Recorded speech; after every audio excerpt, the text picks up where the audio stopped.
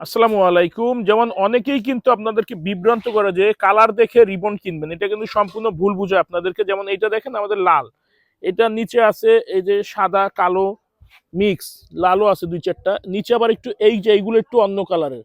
এখন আবার যে রিবনটা আসছে মজার বিষয় দেখেন, আপনাদেরকে দেখাই। এখন যে আমাদের রিবনটা অ্যাভেলেবেল, মানে মাত্র যেটা পিক আপে করে আনছি আমরা, সেটার কালারটা দেখেন।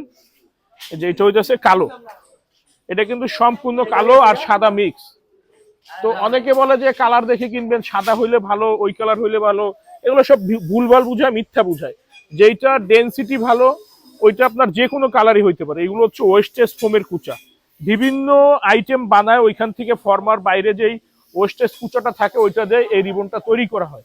এটা কেমিক্যাল দিয়ে হাইড্রোলিকের প্রেশারের উপরে কোয়ালিটি নির্ভর করে, কখনো কালারের উপরে নির্ভর করে না। এগুলো যারা বলে তারা হচ্ছে এক কথায় মিথ্যা বলে, আর আপনাদেরকে বিভ্রান্ত করে অতিরিক্ত টাকা হাতিয়ে নেওয়ার চেষ্টা করে থাকে।